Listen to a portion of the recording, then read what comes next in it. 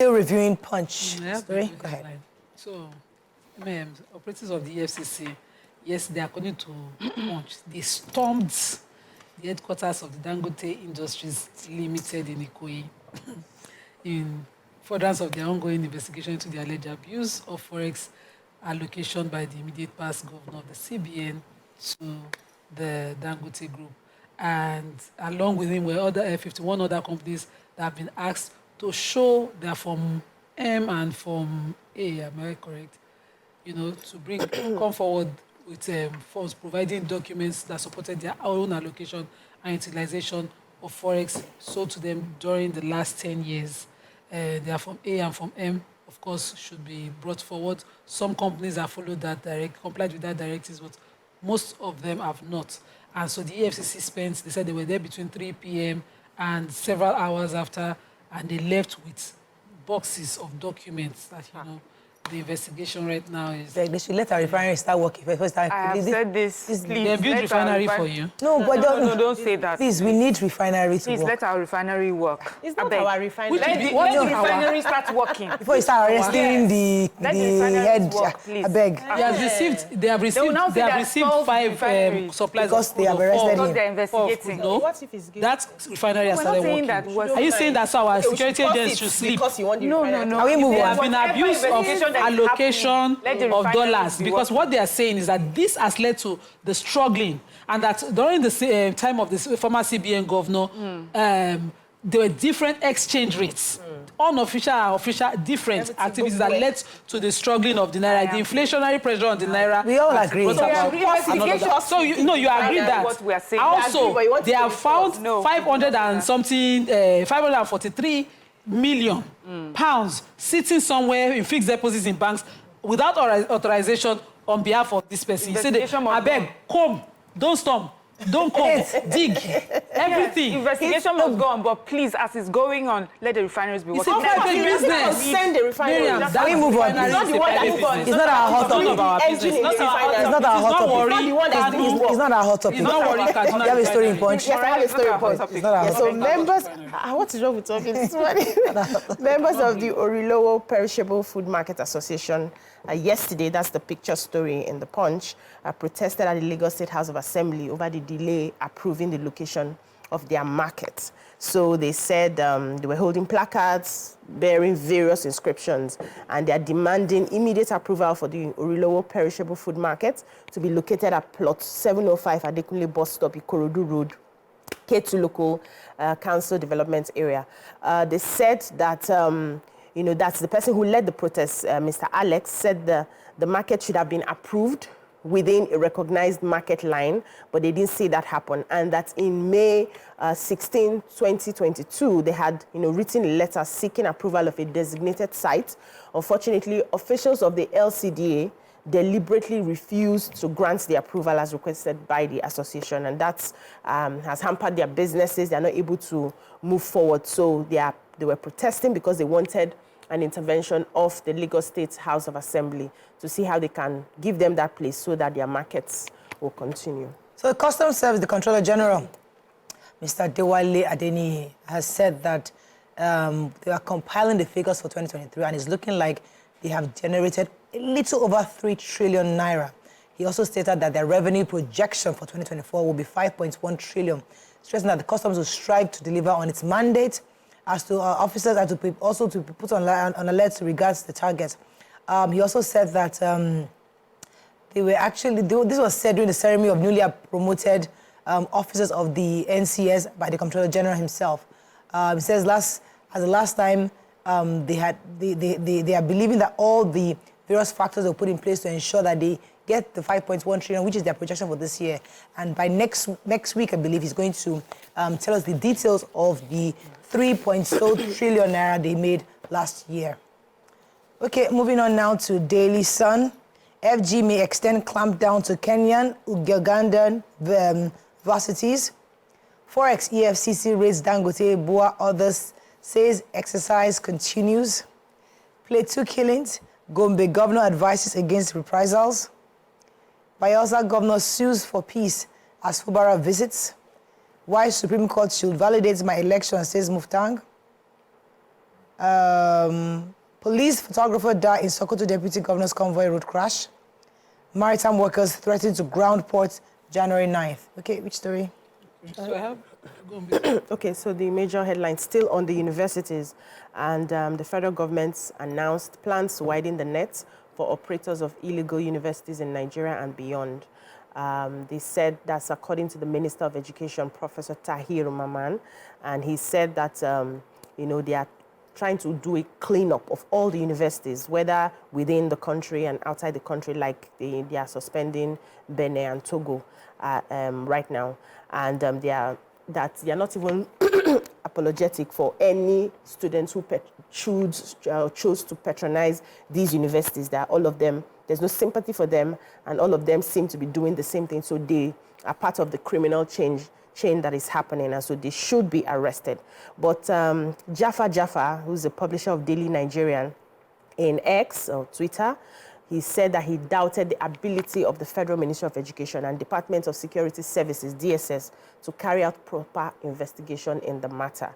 That the problem is that the DG of the DSS, Magaji Bichi, has employed over 100 Cotonou and Togo graduates from, according to him, his hometown, saying that they had to lower their recruitment processes, set aside their multi-level strictness to just get these people into the system. And so he's not expecting that they will not use someone who has a Tokumbo certificate to go prosecute people who are... So that's the fake certificates now. To go and prosecute the academic fraud. He also said that they have also employed them across MDAs and even the CBN, the FIRS, all of these commissions have these people who have been employed with their fake certificate. And so he's not sure that the government will be able to probe these people.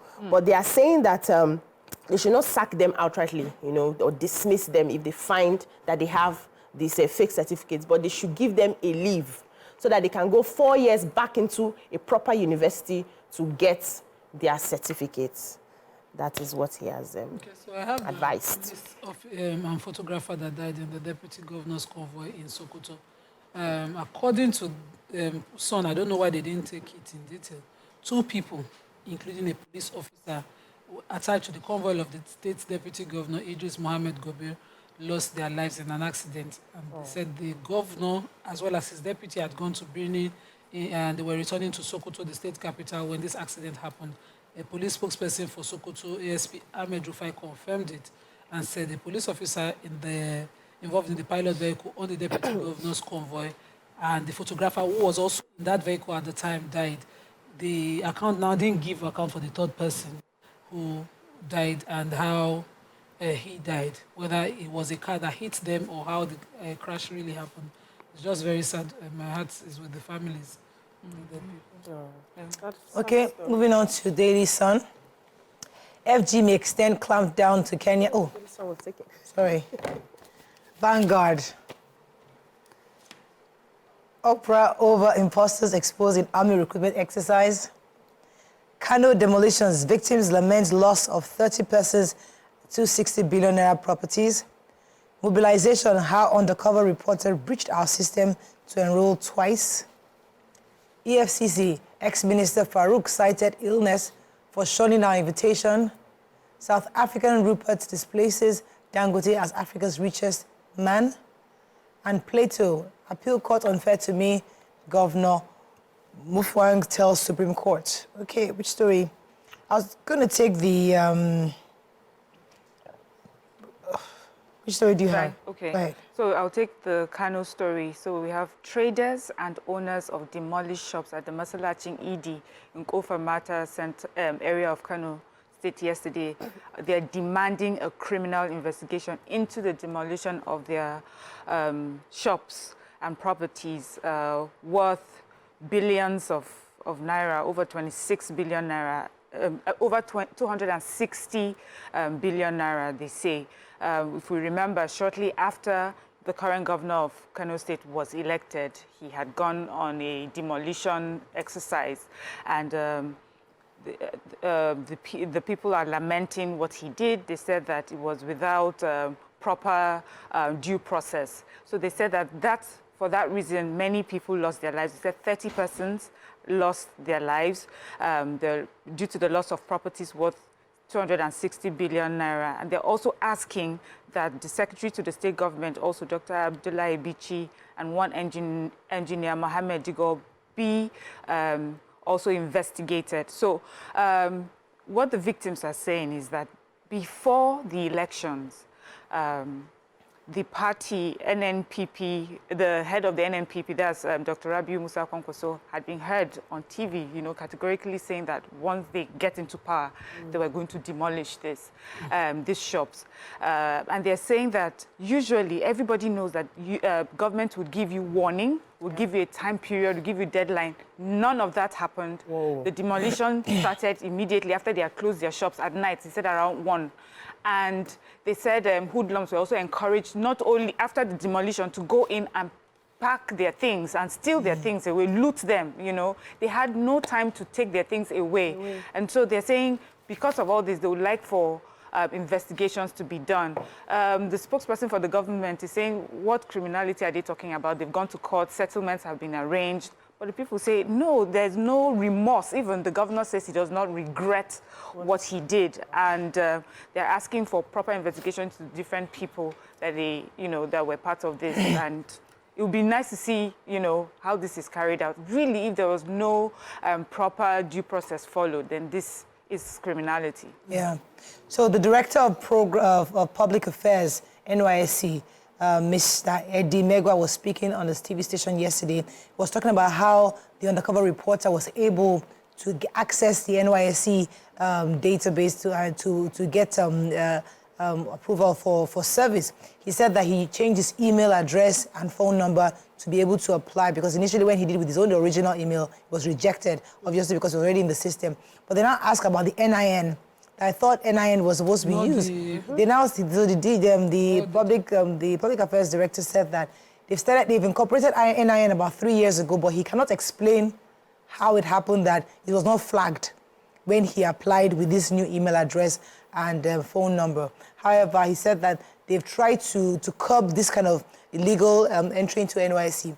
They're doing tests for those who come to apply, and they realized that even many of them can't even write essays. You'd be surprised that a full graduate is not able to write a basic essay. So those are the techniques they put in place to curb these things, but they're obviously going to investigate how it happened that NIN couldn't flag this applicant.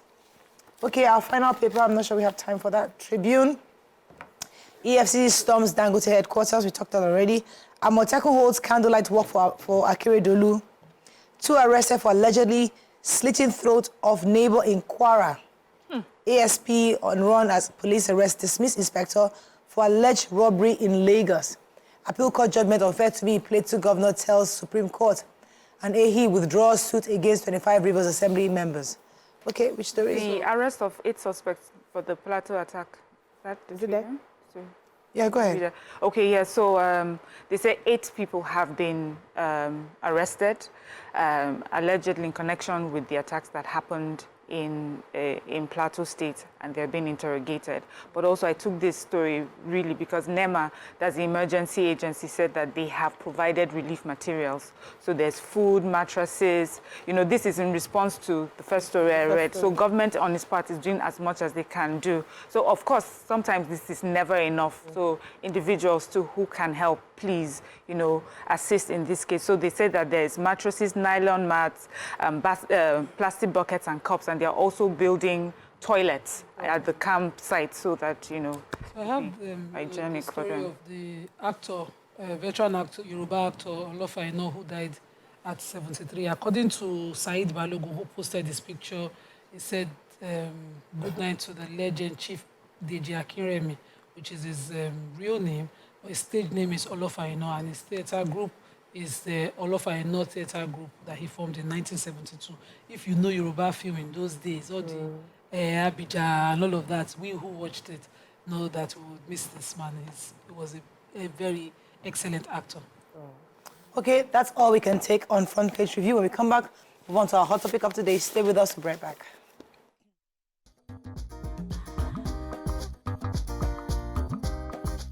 Stay tuned. Your View will be right back.